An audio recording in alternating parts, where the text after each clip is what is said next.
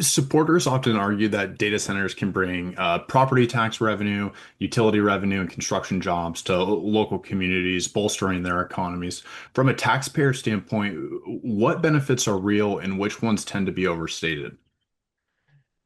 Sure, yeah. So each community is gonna see different benefits as well as potential concerns or costs. And so I think it's important for communities to be really thinking about what makes sense for their community. And you're right that there have been some uh, benefits with data centers around uh, increased jobs, particularly in the near-term construction jobs. There has been some evidence that there aren't as many long-term jobs created as part of data center builds.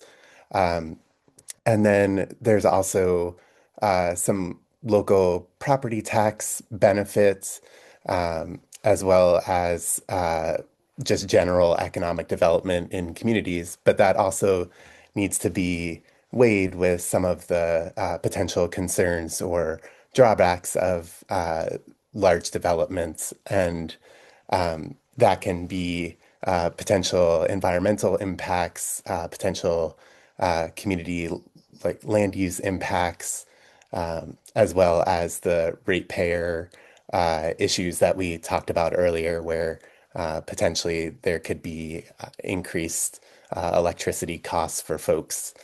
So those are the types of things that communities need to weigh in assessing whether a data center should be hosted in their community. And then also you mentioned taxpayers.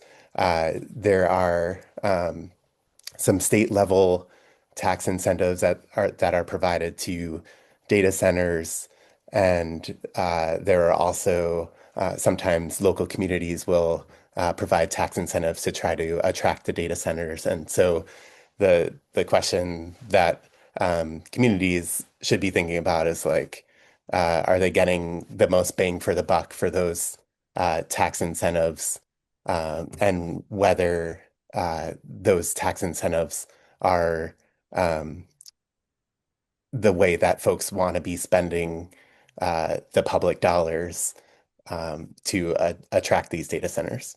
And so Dan Dirio with the Data Center Coalition, he told me that the industry is committed to paying its full cost of service. From your perspective, what needs to be written into the law or these utility tariffs or contracts to make sure that actually happens?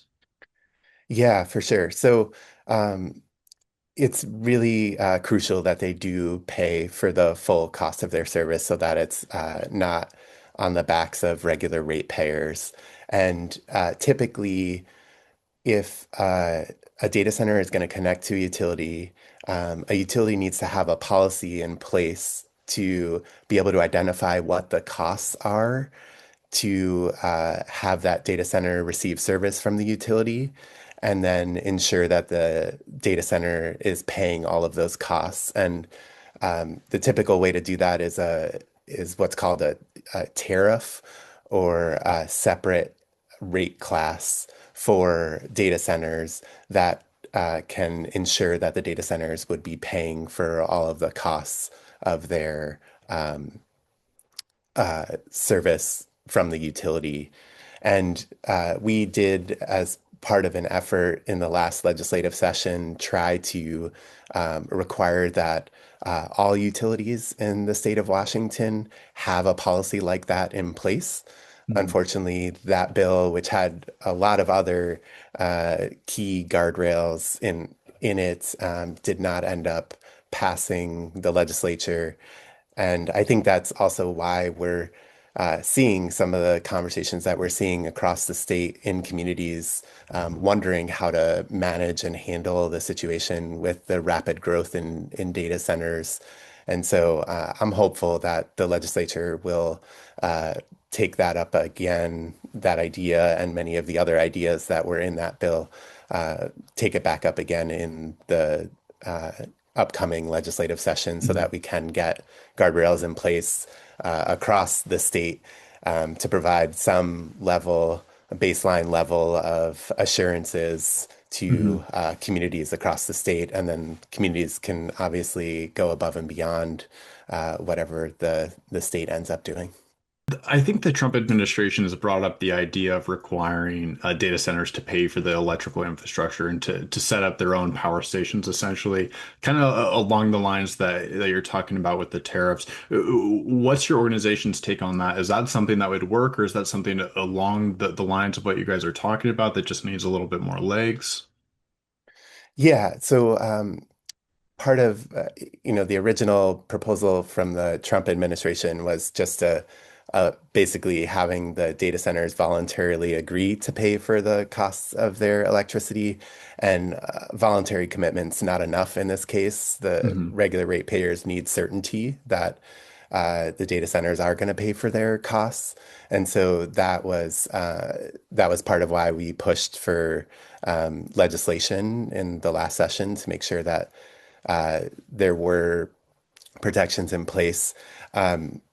One piece of what you mentioned is the data centers bringing their own energy, like basically building their own power plants to be able to power themselves. And so that is another way that they can get power. The other way is through the utility, which we talked about. Um, there are some challenges with that. So one is if Washington has very strong climate and clean energy goals. And so if they were to rely on fossil fuels, which a lot of the data centers are turning to, at least in the interim, there is a chance that it would be much harder to meet our climate and clean energy goals. We tried to plug some loopholes in Washington's clean electricity law during last legislative session to make sure that at least any data center that is building their own power would need to meet Washington's clean electricity law the same timeline that a utility needs to meet the Washington Clean Electricity Law.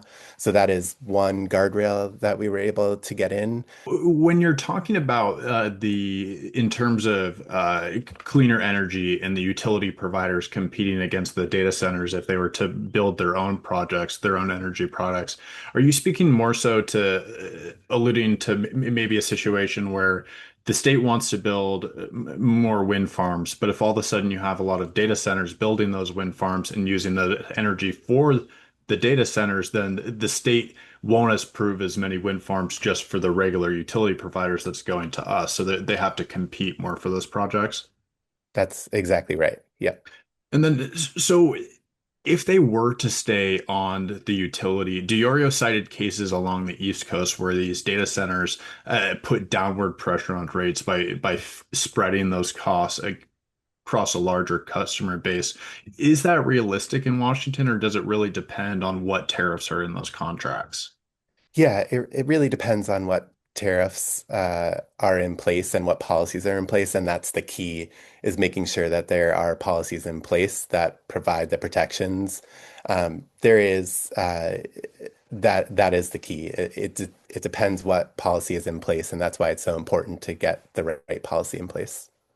So, another large concern around data centers is water consumption. I know you guys deal more with energy, but that goes along the same lines. I was wondering what safeguards should be in place for data centers regarding water use, especially in areas, say, the city of Spokane, for example, they're considering a moratorium. I mean, the city sits on top of a large aquifer that serves the entire region, so there's concerns that maybe a data center could pollute that aquifer. Is there grounding to that claim, or is it kind of taking things out of context? Sure, yeah, and maybe as a bridge from the energy conversation to this Hmm. water piece, I think we don't know enough about the data center industry right now because a lot of the information is not public. Hmm. And so as a baseline guardrail and protection, there needs to be transparency about both energy use and water use, how much is being used and where it's coming from. And so for the water side, it's really important to understand how much water is being used, when it's being used, and the source of that water. There have been reports in different places across the country about potential groundwater contamination. So, understanding what is happening could help us then best fashion the regulations and um, uh, policies that are needed to ensure that communities are protected.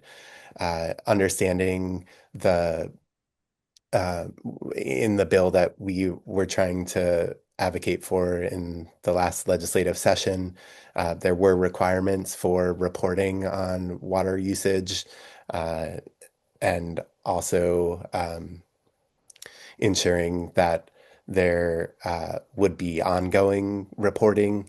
Um, there's a there's a key in that um, for communities to be able to assess a project at the start, they need to have that information at the time, either prior to or at the time that a permit application is filed. Uh, so that there can be a conversation about what potential impacts there might be. And then uh, there also needs to be ongoing reporting so that folks can understand what's happening and be able to monitor any potential impacts, some of the impacts you mentioned. And there's been a lot of conversation about how much water data centers are using, and having that information is the key to be able to have a deeper conversation about what needs to happen to ensure that we are protecting watersheds. So, uh, along the same lines with the water resource concern, you hear the data center industry often cite the fact that they argue that data centers use far less water than is often cited golf courses. The average golf course uses way more water, they say, than a modern data center. Was wondering how you guys respond to that and whether you guys have an idea of how much water data centers use as an industry, and whether or how that might change over the years ahead. Because at the same time, Diorio brought up the fact that the amount of data that we store or need to store over the next 5 years is going to be more than the last 10 years. Yeah, so I think I'd go back to the transparency piece is truly understanding how much water they're using. Uh, it's very hard for a community member to find out how much water is being used. And so it is important to be able to see what it is and then be able to have a conversation about it. I've seen estimates all over the map.